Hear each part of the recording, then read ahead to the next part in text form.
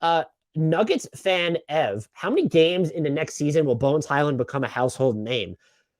I'm just a little bit insulted that Nuggets fan Ev doesn't consider Bones Hyland a household name. He's not. I'm just kidding. He's a Hardwood Knocks hold name. I don't really know what the fuck that means, but Nuggets fans know him. People who listen to this podcast know about him. I would say go look at Denver's first back-to-back of the season, and then that's when he'll become the household name because he will be starting.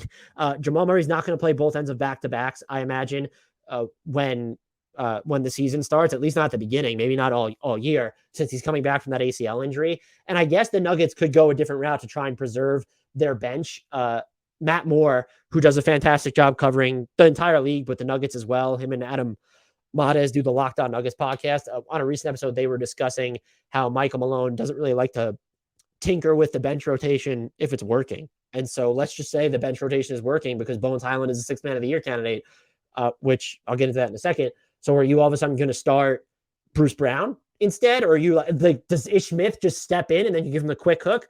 I don't know. But because of what's going to happen with Jamal Murray, and even can you count on Michael Porter Jr., I imagine Bones Hyland, it wouldn't shock me if he's one of those. I don't think a second year player will win it, but if he's tangentially mentioned in most improved player discussions, if he's mentioned in sixth man of the year discussions, a lot of people are wondering, well, how is he going to have the numbers to prop up sixth man of the year?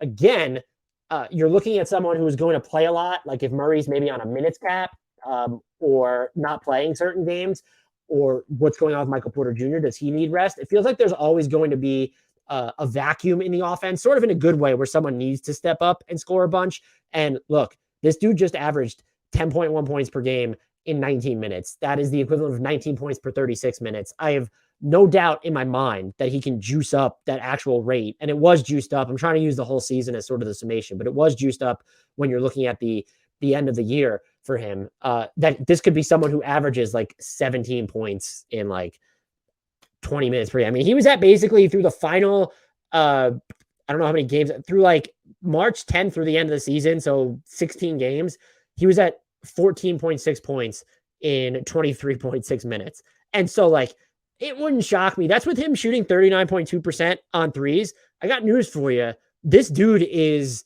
caps lock, italics, bold text shooter. The functional range that his pressure the functional pressure that his range puts on defenses, it's absurd. And it defies logic. He will uncork mega deep threes, down standstill triples from the corner, and then just rain hellfire from the perimeter off the dribble. I was very impressed with his live dribble passing last year. And even Adam Mades and I kind of discussed that leading into the Nuggets season. And you look at his season-long shooting numbers, and they somehow don't even accurately portray just how devastating he was. He hit 36.7% of his spot-up triples and 36.9% of his pull-up trays. That is a fraction of the season. When you look at post-All-Star break, 47.2% on pull-up three-pointers post-All-Star break. That is just absolutely ridiculous. And so I would call him, and I think Matt Moore, I think I read something from him where he called him this. He's a pretty good sixth man of the year bet at this moment, I would say, because voters love volume scorers. And a lot of the times they're going to come from teams that received a lot of attention. Look at Jordan Clarkson, Tyler Hero as examples.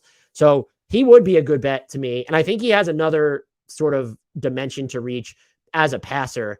And it would not shock me if this is someone who, look, there will be room for him to play between 20 to 25 plus minutes per game throughout the season. Like there might be nights where he needs to eclipse 30, depending on what's happening with Murray or Michael Porter Jr., or just what the Nuggets offense needs. And so if he ends up at like 26 minutes per game, or even just 25, like if it's between 23 and 26, yeah, he's got a chance to win sixth man of the year, even to someone who won't necessarily be part of all of Denver's closing units. So I think this is someone who's just sort of like a sleeping giant in terms of building blocks. There's a very real, if not likely, chance at this point that Bones Hyland is the biggest X factor on this team when you're looking at none of the big three. And also, I think you can make the case that he's more important to the Nuggets' future at this point than a Michael Porter Jr., depending on how you feel about MPJ's reliability. Yeah, if MPJ hits on the player that he was and Jamal Murray never gets injured again, okay, sure. But then Bones Hyland all of a sudden becomes this X factor of there's an embarrassment of riches when it comes to talent on this team. Or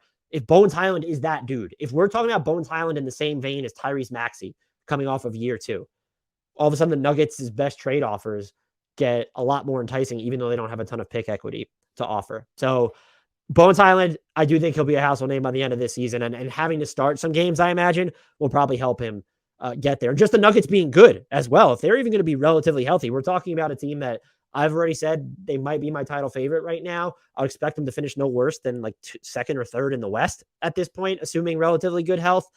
They're a team to watch. Bones is one of my favorite prospects, and I'm very anxious to see what he does this season.